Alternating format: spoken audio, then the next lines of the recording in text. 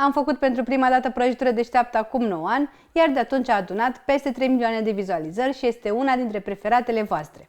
Pentru că v-a plăcut atât de mult, am revenit astăzi cu o variantă nouă de prăjitură deșteaptă cu dovleac, la fel de simplu de preparat, foarte gustoasă și perfectă pentru toamnă. Ca ingrediente vom avea nevoie de 200 de grame de făină, 700 de ml de lapte, 350 de grame de dovleac copt, 100 de grame de unt topit și răcit, 8 ouă separate, 200 de grame de zahăr, o linguriță de scorțișoară, una de esență de vanilie și puțină sare. Această rețetă este foarte simplă, iar prepararea nu durează deloc mult. Voi începe cu piureul de dovleac copt. Pentru acest piure aveți rețeta mea pe site-ul jamilacuisine.ro sau pe canalul de YouTube Jamila Cuisine.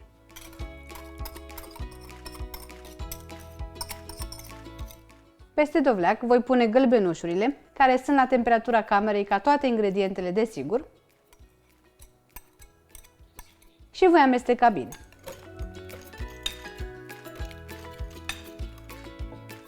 Voi pune și jumătate din cantitatea de zahăr și voi păstra restul pentru albușuri. Adaug și făina și untul topit și răcit. Amestec din nou foarte bine. În acest amestec voi adăuga scorțișoara și esența de vanilie.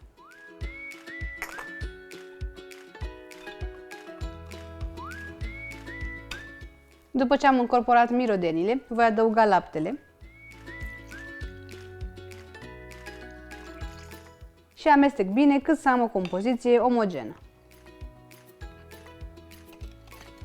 Acest amestec va fi unul destul de lichid, asemănător compoziției de clătite.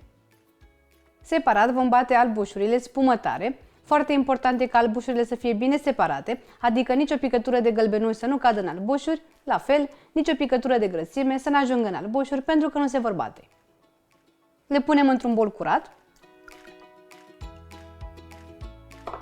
Adăugăm restul de zahăr, sarea și le batem bine până când vom obține o spumătare.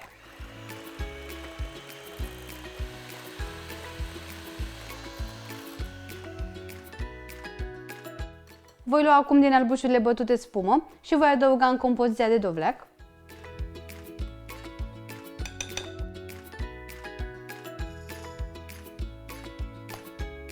Și voi amesteca ușor, astfel încât să încorporez albușurile în această compoziție.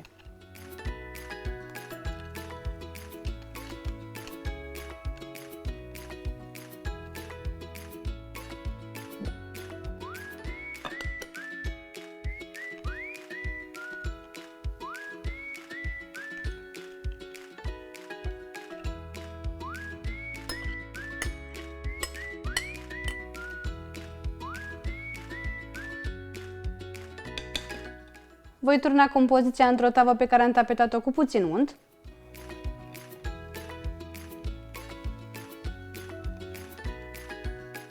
Și o voi pune la cuptor.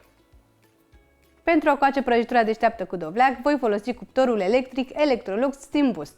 Acesta combină funcțiile de gătire cu abur cu funcții de gătire clasice, fiind un cuptor complex care poate coace orice fel de preparate, atât dulci cât și sărate. Astăzi, ca funcție, voi folosi Steamify, care ajustează cantitatea de abur în funcție de temperatura aleasă, astfel că prăjitura mea se va coace uniform și se va rumeni foarte frumos. Din meniul cuptorului voi alege funcția Steamify, voi seta temperatura la 130 de grade și voi apăsa Start. Va trebui să adaug apă în rezervor și voi aștepta să se preîncălzească.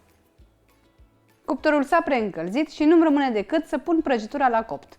O voi lăsa să se coacă pentru aproximativ o oră. Dacă doriți să coaceți prăjitura la o funcție clasică, va trebui să setați cuptorul la 150 de grade și să o coaceți tot pentru o oră.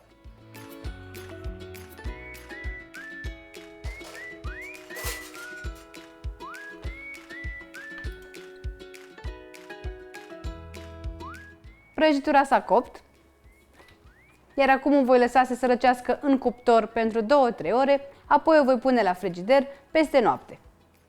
Această prăjitură se servește rece, din frigider, deci trebuie neapărat să o răciți peste noapte pentru a fi minunată și foarte gustoasă.